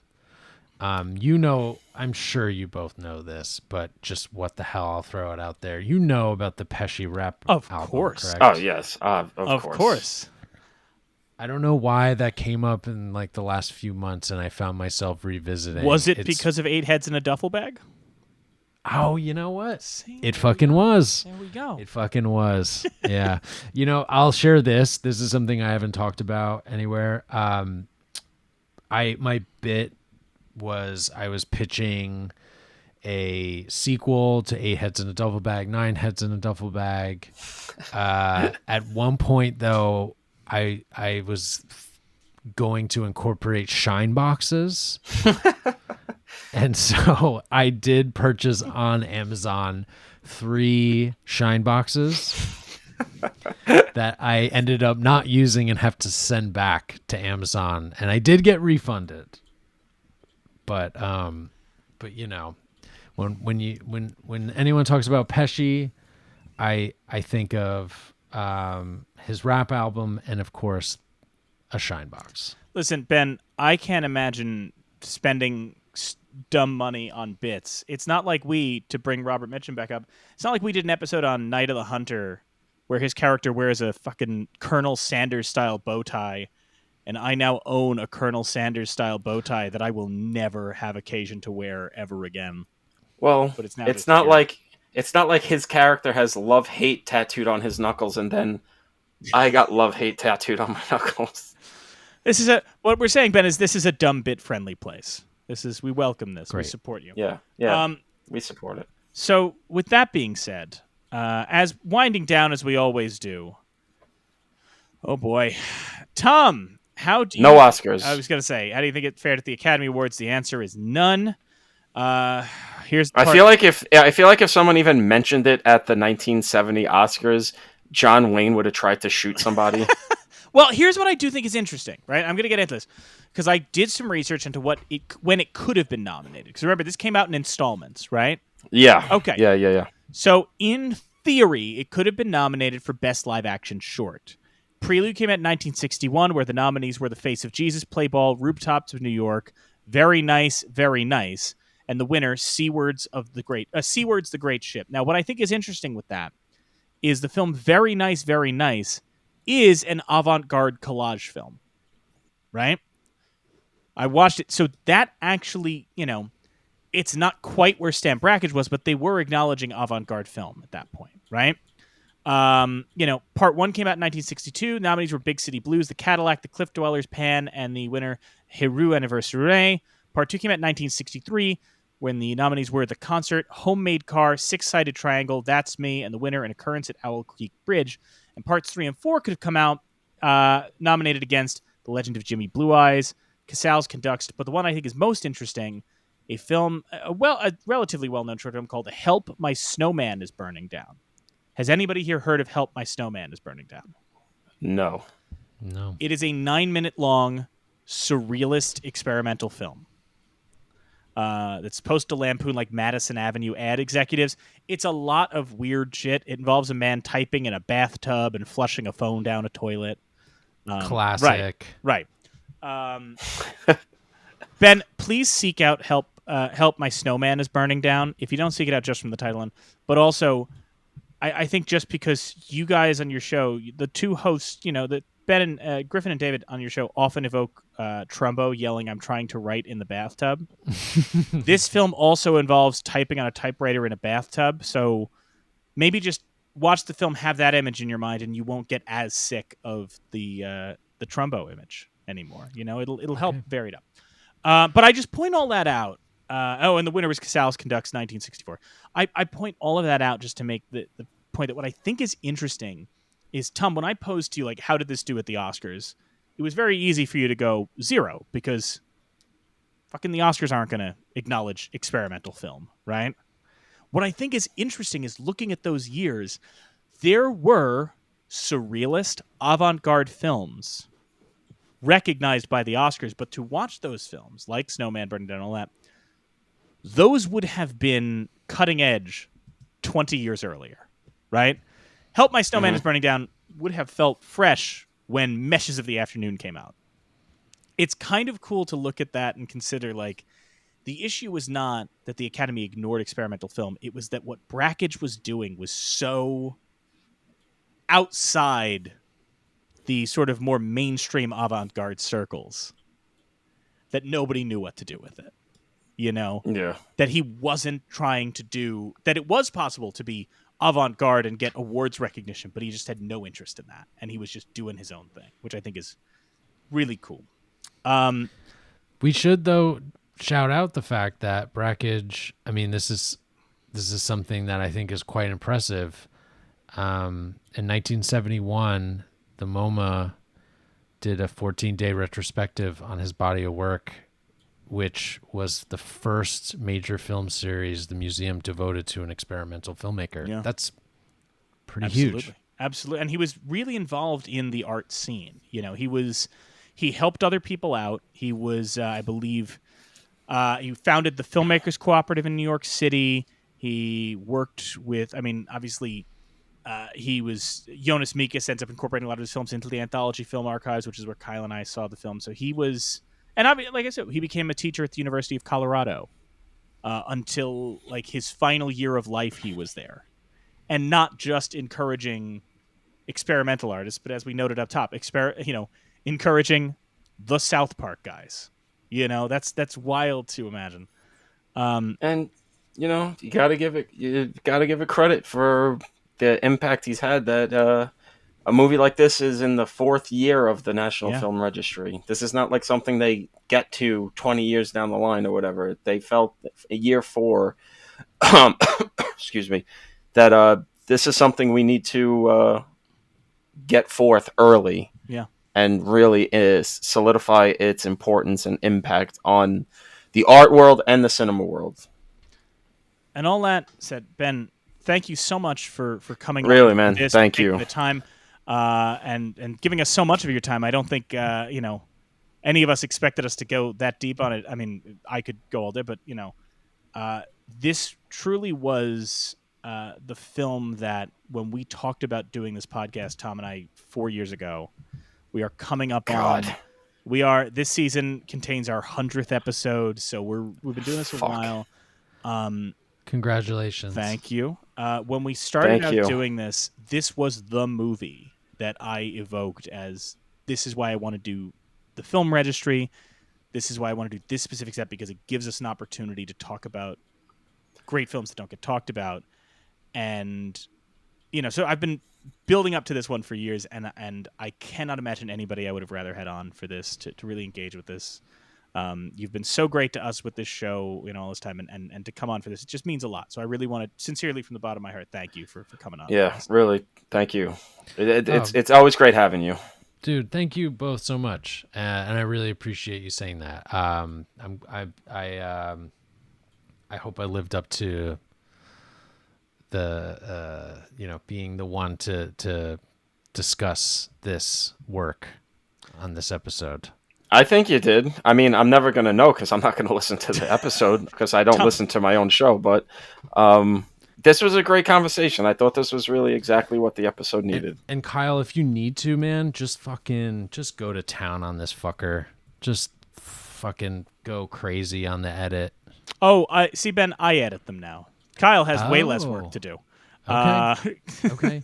So yeah, I mean, I'm not trying to put more work on your plate, but if you might have to maybe put out an experimental cut. That's just my one pitch. Hey, I'm all in on making Mike do more work. The problem, with more boobs. That's funny, Kyle. The problem is, Ben. The problem is, you've said it, and it's not a bad idea. And so now he's going to do it. It's really a problem. It's. I mean, honestly, you saying that it reminds me, and I didn't mention this on the episode, but I will because we're getting into the part where you plug, and I was explaining Slow Christmas to someone in my family. I don't know how I came about it. I was explaining, because it was the Amy Irving of it all. And I was explaining Slow Christmas to my family, and I was trying to explain that the biggest issue that I have with Slow Christmas, and I think with Congratulations and a lot of your bits, is it's too genuinely good to dismiss. You know what I mean? Like, it's this thing of, like, if it was just a joke, right?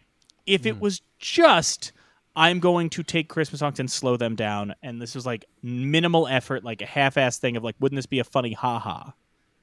Then I could probably maybe listen to it once, and, you're like, oh, I'm doing more, and I could maybe do... But I mean it sincerely. For a silly thing, an inherently silly thing, it's too genuinely objectively good to possibly ignore. Do you know what I'm saying? Like, it's just like, it's unavoidable of like, I actually have to, I enjoy listening to this in a sincere way as well as a funny haha way. You know what I mean? Well, that's the highest compliment I can get. That's what I'm going for, because I want to make something that has the duality. It's totally ridiculous. Why does this exist? This is such a ridiculous bit. But also, there's some entertainment, enjoyment, interest as well there. So that's, I'm honored. Thanks. I mean, that was, it happened at your fashion show as well. I remember, I cannot remember the piece off the top of my head. There were many. But, like, Mud Flap Jacket came out, and a room full of people went, haha, that's a funny visual gag. And then there were certain, like, pieces that people walked out in that you just felt the room go, yeah, shit, I want that. Like, I think it was a jacket. I think it was that was modeled by, now I'm forgetting who it was. It was an older gentleman. I don't remember who. It was Marie. There we go. Thank you. One of Yes. the producers on the show. Her dad was as a model, and I did an embroidery that incorporated party poppers, which are those like little kind of things you pull the string and confetti shoots out. I really was so happy with how that design came out. I have to actually do something with that. That was just the prototype. I still need to get around to it. But yeah, that's awesome, man. Thank you. No. Well, okay. Oh, this is what I wanted to say. Great. So the film that we discussed earlier, the Jeans film, I haven't actually put it out yet. Mm-hmm. I want to I keep doing the thing where I take too long to release it. Mm-hmm. And so now at this point, I need to update it, right? Because I'm a perfectionist and I'm like, if this is going to live in the world, it's got to be exactly the way that I want it to be. Mm-hmm. So, with that said, I do still want to make it available for anyone who's actually interested in checking it out. Excellent. So I will upload it on YouTube unlisted, and I'll share that link with you guys so that you can include it in the episode description. Thank you. I really appreciate that. I think people really dig that. That's awesome, man. That's terrific. Totally. Well, Ben, here's your opportunity. Please, as we go, plug away. Tell folks where to find the innumerable projects that you're working on, including some that we probably don't even know about. I feel like every time you've come on, you've been like, I'm also working on, and we just had no idea. So please. Well, I think I said on the episode, maybe it was before we started recording, but I have plenty of clothes available for purchase. My fiance would really appreciate if you would get it out of our apartment. So you can go to my Shopify. It's congratulations.com. That's YOU. So congrat, YOU. Lations. Right. Correct. And Slow Christmas is available on Spotify, Apple Music. If you want to check out any of those past albums, I think at this point now I've done 4 releases thus far. It's an annual project. I am looking into doing physical media for the upcoming December release. And I have a couple of different podcast projects, but I think at this point they're too it's too early to say anything more. But yeah. Well, that one you were talking about, that one where you and a couple other people go through directors' filmographies, that's still in the gestation period, right? Yeah, that's a little too early. We're like banking up like 9 years worth of content. Yeah. And still finding your voice. Yeah. I get it. Yep. It's sort of a time capsule in that way, where eventually, once we feel like we've really like hit our stride, then we'll start putting it out. I think that's good, because the one thing you want to avoid is you don't want to get into a situation where you're putting this stuff out there and it develops the kind of following where eventually you all just start getting on mic and going, "Don't look at the Reddit anymore. Just don't look. Just delete the app. Don't look. Just do not." I've been sticking to that as best I could, though from time to time I do need to just check in to see what's up with the freaks. And occasionally you look and you go, have they invented a new system of government? I don't know where this came from. This is just, it's taken on a life of its own, in a magical, terrifying way. But if it ever gets too rough, you know that you can always go out to the woods in Colorado with a dog and an axe and climb those mountains. So, that's an option on the table, right? Oh, all right. It's always an option. That's it. That's a reference to the film we just talked about for an hour and a half. No, I do know that. No, I just wanted to make sure. I saw Tom for a second just be like, "Oh, that's an option," like he was going to quit the show and just. That is actually like one of my like main goals in life, to just get enough money to get property in like Colorado and just disappear, and everyone goes, "Where's Tom?" and then other people go, "Eh." Tom, I could see you pivot writing wise to manifestos. I mean, it's not that far off, honestly. I read the book that the guy who was the basis of Scott Glenn's character in Silence of the Lambs, the FBI profiler. Yeah. And he wrote a book about anatomy of a motive, and so many of the things just like, and after so many things go wrong for these guys, and they just snap and they write manifestos, and I'm just like, fuck. I got nervous when Tom was like, I read a book by that guy, Ted Kaczynski. Anyway, I cannot think of a better note for us to send Ben off on than, Tom, you seem like the kind you should pivot your writing to manifestos. So, Ben Hosley, thank you so much for joining us. We really appreciate it. Thank you. Everybody else, stick stick around. We'll be right back with our picks for the National Film Registry. The National Film Registry isn't some fixed object, frozen in time. It's always growing, adding new titles every year. These annual selections are made by the National Film Preservation Board, with members like Martin Scorsese, Alfre Woodard, and Leonard Maltin, and representatives from organizations like the Academy, the DGA, and the AFI coming together to debate and decide. But they don't just pull titles out of thin air. They pull from the public, people like you and us, who can submit their nominations for the registry in a form on the Library of Congress's website. What we do, at the end of each episode, is have Mike and Tom pick films not yet in the registry that they feel should be, inspired by that day's topic. At the end of each season, those films will be formally submitted to the National Film Registry for consideration, on behalf of You're Missing Out. Here are today's picks. All right, so with this one, hard one, because it's not my bag, not that connected to it, even though I knocked it out of the park with my critical assessment of what it's about. I beat everyone, so I am the undisputed champion. So that's nice. But I did find a pick that I think works. It's kind of a side, backdoor pick for another thing that I can't really put in, and I don't think it would even qualify really. But it's a movie from a filmmaker that deals in not working in straight narrative filmmaking language, likes fucking with the audience, and very strong imagery, nightmarish imagery, dream imagery, fucking with the very concept of film itself. And this was his last movie thus far. Doubt we're ever going to get another one, thanks to the state of Hollywood. But I'm picking Inland Empire from David Lynch.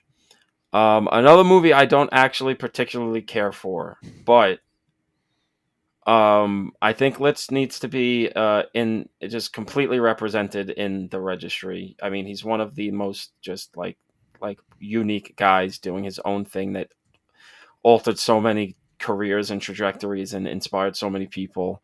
And he was one of the early guys with this movie that was diving into the digital film world and trying to really get back to his non-narrative roots.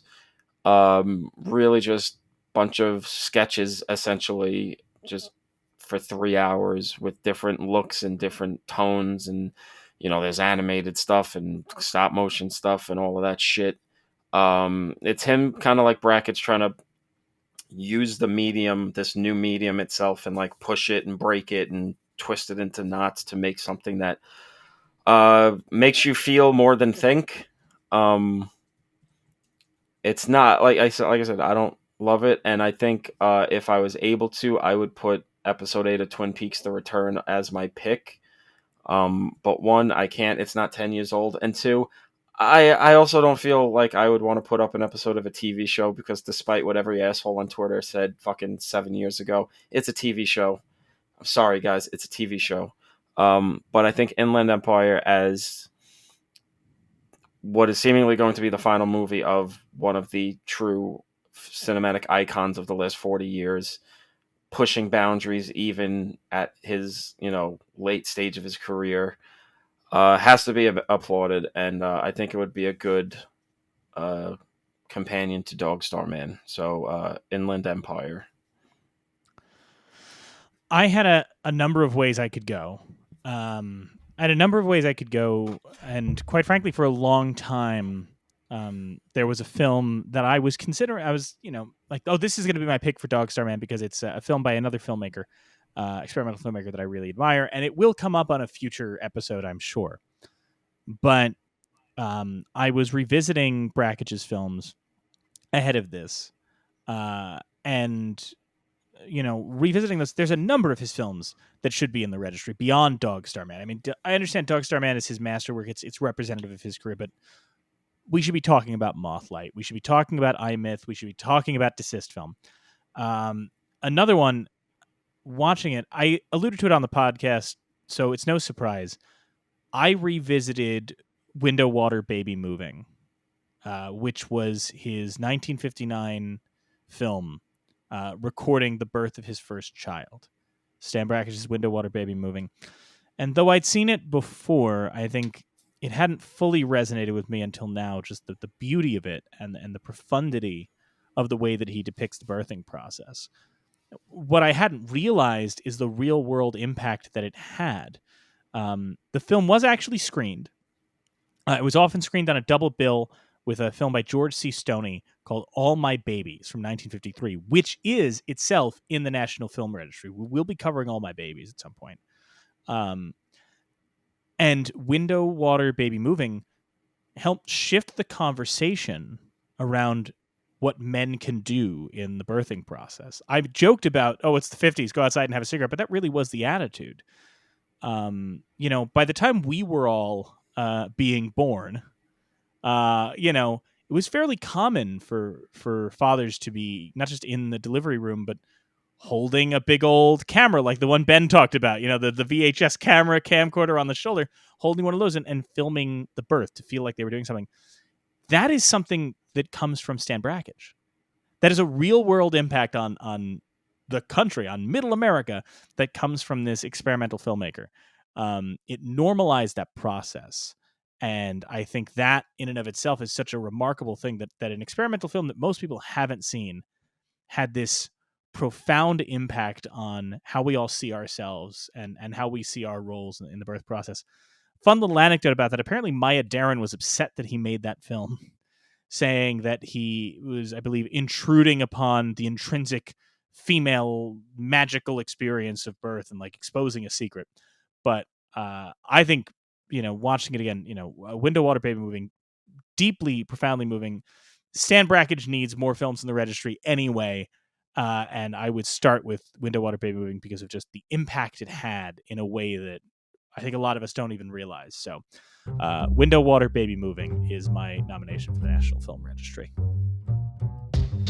Next week, Kenny Neibart is here to talk about Detour, which I never really considered. The idea of explaining away why your shit looks so shitty narrative. I don't think people ever do that, frankly. And that's pretty cool. You're Missing Out is a production of Neon Night Media. It's hosted by Mike Natali and Tom Lorenzo. The show is produced by Kaya Lampar and edited by Mike Natali and Kaya Lampar.